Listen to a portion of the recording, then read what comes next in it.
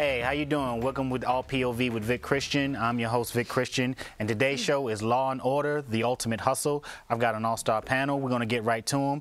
To my right here is my friend, some guy I just met.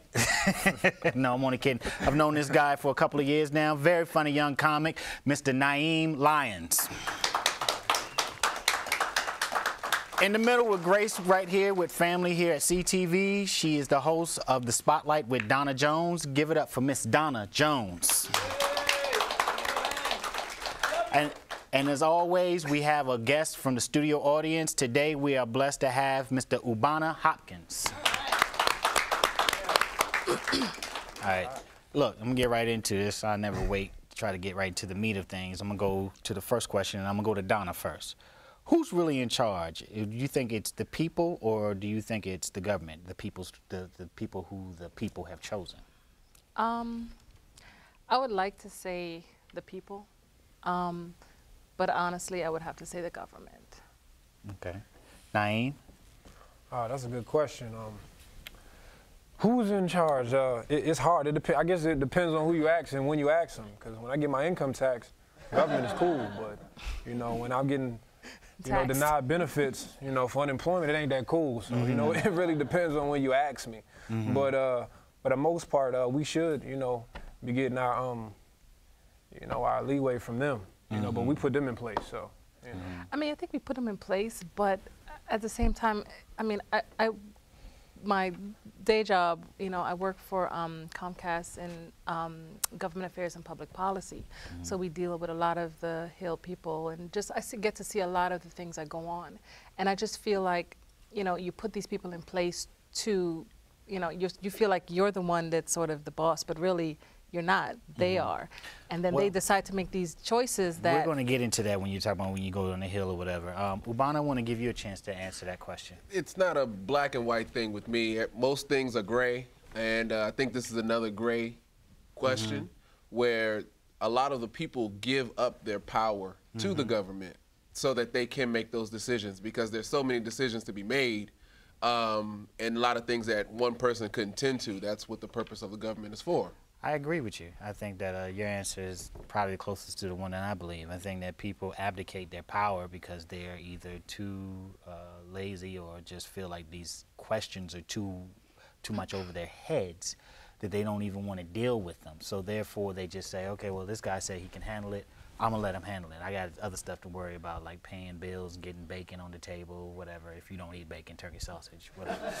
Well, when you think about it, it's weird, though, because, like, the government was established in, what, the 18th century, right? Because they wanted to put something in place because they felt they were getting treated This government was established in the 18th century. well, and I apologize, the government of the United States of America, right? Was established in, like, the 18th century because we felt like we were getting treated wrong. Unfairly, by another government. Unjust, right? So we had to, but we established it. We had to establish something so we can get our own rights. The people took power on themselves over here to establish their own governing body. Yes, and it says, like, it says in, like, the Declaration, so whenever it comes to a point where you feel like you're being treated unfairly, then it's the power of the people to uphold the power that they have and implement their own government. So it's like today when people were treated wrong, what do we do now?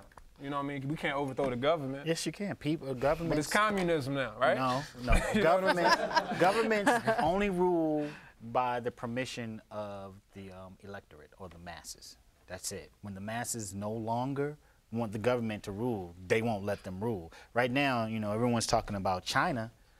China has a problem right now. They're expanding their economy. They have 200-300 million middle class or whatever, but the problem that they have is that the other 900 million aren't earning as much money, and they're worried about a second revolution because they have left the communist manifesto and now are really more capitalist than they would like to say they are, but they are. So. You don't. I believe that's a bit off. Sort of idealistically speaking. The government and the powers that be, quote unquote, use tactics to stay in power. Always. So if the masses want to do something and say overthrow the government, it might not be as easy as saying let's get this guy out of here. It's not going to be that easy, absolutely not. But that old saying, absolute power corrupts absolutely. And so when you have a government or any entity that feels that way, that they, that they don't have a threat that they can be thrown out, then you see corruption running rampant. What I want to know is that how do the tables get turned, if at all possible? I mean, how is it possible if we're saying right now, I guess we all agree that government has more power than we would like it to have? How do we kind of change the tide or turn the tide so that the people have a better say-so, or the scales are more balanced? I think you said it best. I mean, the people, it starts with the people. And like you said before, I mean, if one person starts something, and sort of bills, and everybody starting to vote, and that's where it starts. But everybody doesn't vote. Right, that's what I'm saying. But you're asking how. I'm telling you, I feel like in that instance, it would start with each one, help one and grow and support each other, and everyone vote, and everyone's voice is heard. The more people voice that is heard, I think that it would start there. Yeah. I mean, does it always happen? No, but I mean. Puppy dogs would smile, rainbows would be part of your wake up, but that's not going to happen that easily. What's tough is too though, like sometimes like with the people, like just in general, like when you go into like inner cities, a lot of people feel hopeless. You know what I mean? Why? It's like when you. Why do people feel hopeless? It's like if you've done something so many times and you just feel like you can never get the edge, or you can never get to where you want to be, and somehow you feel like you're constantly being suppressed, or your ideas aren't being heard to the way you would like them to. And it takes more than one person. Is that the government though, or is that just a group of people who have an inordinate amount of influence on the government? But it's difficult because certain situations, like I'm pretty sure everybody on this panel has been in a situation where you felt like you were doing everything right, but it just was one thing that was holding you back from getting to somewhere. You know what I mean? It was just like, and it was an excuse for somebody not to give you something. You know what I mean? So like, I had a situation where I filed for unemployment one time, right?